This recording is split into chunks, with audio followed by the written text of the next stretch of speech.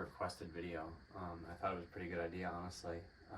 Someone asked on a price of this whole build, the whole breakdown of the whole thing. So I actually sat down, went through all my receipts. I'm sure there's going to be some stuff I forgot. Hopefully not. I am going to try to break it down into two different parts, the car itself and then the turbo build. So yeah, let's just get to it.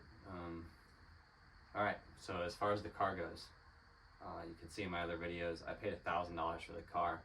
Obviously it wasn't in this shape when I got it, didn't even run. Cam in it, it's a Comp 292H. When I bought the car, it came with a spare motor. That cam was actually in that spare motor, so that didn't cost me anything. The heads, Pro Comp cylinder heads, Speedmaster is the brand now. I think they bought them out. They're about $900 new. I paid $125 for these things, brand new in the box. They were never used. Guy wanted to get rid of them. The roller rockers, Comp 1.5 ratio roller rockers. I paid secondhand $75 for them, brand new still, never used. Let's see, the push rods. I stole them out of a Blueprint engine. The guy went to a roller cam, couldn't use the push rods anymore. They were brand new, so they got put in this car. Alright, the calipers in the car. It has Lone Star calipers, drilled and slotted rotors. The calipers are stainless steel pistons with they're O-ringed. So I got those off Facebook Marketplace.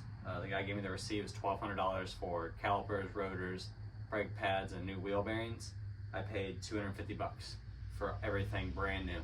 The guy restored a C3, didn't use them. The intake is, I think, just a Speedmaster dual plane. It's basically a copy of the Edelbrock air gap intake. That cost me $143.49. None of these prices include tax, by the way, obviously. So the carb, it's a Holley 650 mechanical secondary. I paid $125 for it secondhand off Facebook Marketplace, and I did modify it to be used for a blow through. That's later down the list on how much that cost me. The valve covers, I paid $73.99 for them. The aluminum stamped valve covers. I'll try to put a little picture here and there throughout here. And yeah, the catch can and all the dash 10 lines. Catch can itself is $57.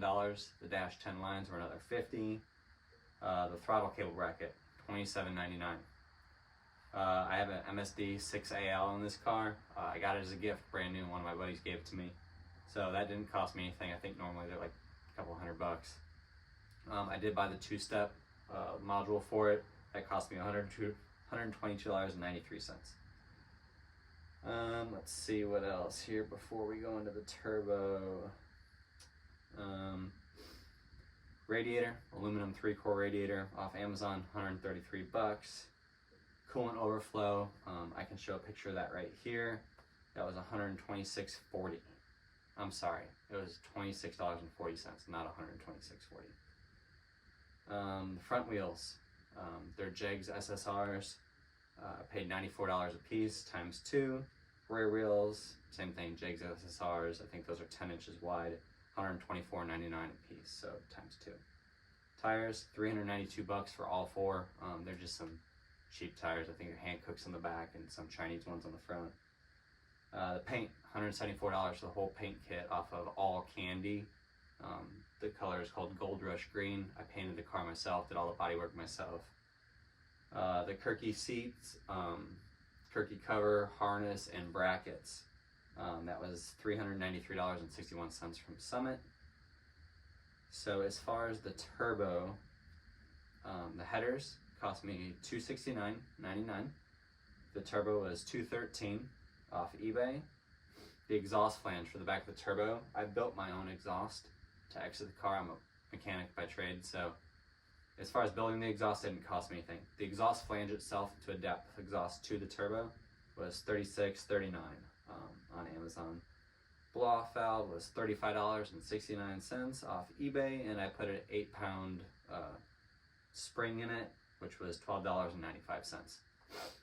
Carb hat, I actually saved it from a different vehicle. It was getting junked, so that didn't cost me anything. Those can be like $100 to $200 depending on what you get. Let's see, the little 45-degree elbow, the rubber boot from the turbo to the carb hat, that was $24.99. The little airlines, I'll show those here. Those were $16.99 for the whole kit. I just drilled and tapped my carb hat for it. The fuel rail, nothing fancy about it, just stainless steel braided. I paid $48.49 for that. Alright, as far as converting the carb to blow through, I bought a master rebuild kit, so I had all my gaskets and everything like that. Let's see, that was $56.78. They're nitrile floats or something like that, so typically you have like a brass float in there, well under pressure they'll crush, so you go with those. So both front and rear float with jet extensions, so didn't start for fuel, was $39.82. Everything else is very easy. Hanger 18 fab, you can look it up, super easy conversion. Let's see where we're at. Fuel pressure regulator. It's booth reference, Chinese one, $43.99. The fuel pump holder, little aluminum bracket just to hold it to the car, $12.99. The Dash 6 fuel line kit, about a 20-foot kit, that was $62.06. Fuel pump itself was $37.99. Let's see. Sorry, I'm using my kid's Spider-Man tablet because I film on my phone. So we got that fuel pump.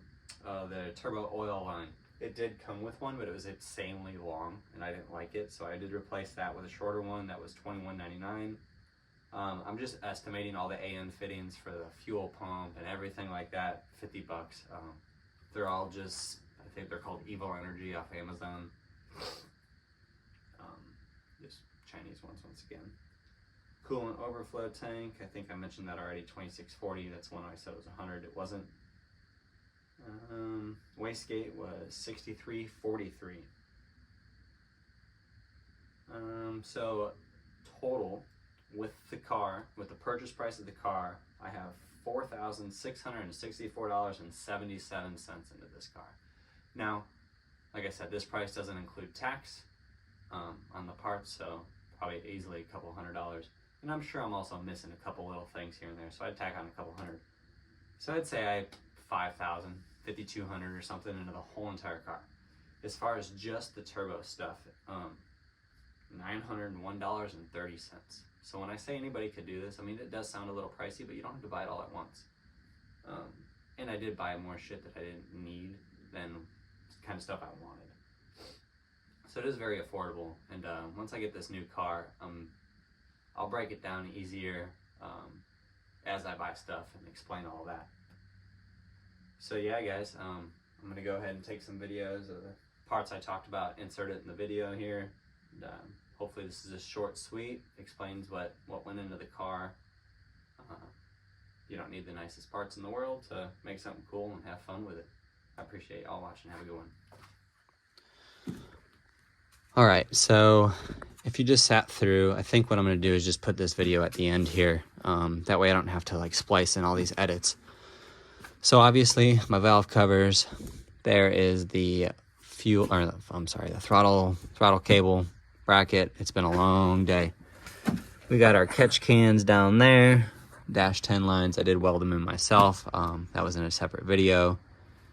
Let's see what we got going on here. So like I said, carb hat, I already had that. This is the 45-degree silicone elbow. Turbo's a GT45. Oil feed line. Like I said, I did buy a shorter one because I went to the oil pressure port up here. Some small blocks don't have that, so you got to go to the back of the engine there. This is just that little 3-row aluminum radiator off Amazon. All right. This fan, I don't even remember what it's out of at this point. This little electric fan I got out of a car used. Does really good. So we got our Chinese wastegate there. That is the coolant overflow tank that I bought, $23. Fuel pressure regulator, like I said, $40, Amazon. It does really good. For every pound of boost, you need to increase the fuel pressure by 1 PSI. So I have mine set at like 9 PSI, I think, even at idle, and the regulator actually works pretty good. These are a little airline kit I was talking about. They're quick connects. They come in and out really easy. Makes working on the car really a breeze. So I got obviously one line going to the fuel pressure regulator down there.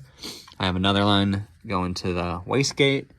And then I have my boost gauge running off of my vacuum advance. So this isn't something I really talked about much because I really haven't proved it yet, but what I did is I run my vacuum advance full engine vacuum instead of ported vacuum. So you need to retard your timing as you go under boost. Well, my theory is, because I'm not running that much boost anyway, so my theory is as it creates boost, it's going to automatically retard the timing because it's not getting its vacuum. And it's worked out really good. I haven't had any problems out of that. So, yeah, so this is that Speedmaster intake here. Cheap. Like I said, it's just a knockoff of the Edelbrock air gap. Obviously, in my other videos, I showed the headers. Paint was super easy. It's a single stage. I've never even cut and buffed it. The vinyl I did myself. I didn't include that in the price because I just had the stuff laying around. I think the gold leaf I paid like 40 bucks off Amazon, and then I just cut it on my vinyl machine. So obviously the Jegs wheels, the Lone Star calipers back there, drilled and slotted rotors. It's a freaking mess in here, but there's the Kirky seat, harnesses. I made my own harness bar, so that didn't really cost me a dime. Like I said too, there's a lot of stuff I didn't include, like just my little switches and stuff. I mean, that's kind of nitpicking it away. It's not really worth the time. So yeah, I don't know if I'll be able to see because I don't have a flashlight on me. Oh man, let me go grab a flashlight quick. So this is just the fuel pump. Once again, Amazon fuel pump, nothing crazy. Obviously, I haven't driven the car in a minute. I got spider webs everywhere. So yeah, that's it. That's all that went in the car. Just trying to make a pretty easy, to the point video. Hopefully this answers a couple people's questions and kind of convinces other people to do this. It's really fun. The car's a blast to drive and stuff. So, like I said in the last video too, I do have a new car coming. I'm going to do like the whole build on the channel here. And we're going to see what it can do. So we're going to start out with basically a budget turbo build, and slowly progress it until the thing probably blows up. That's probably the end goal for that. Either the motor or the tram is going to let go. But that'll be fun. Like I said, thanks for watching, guys, and we'll see you in the next video.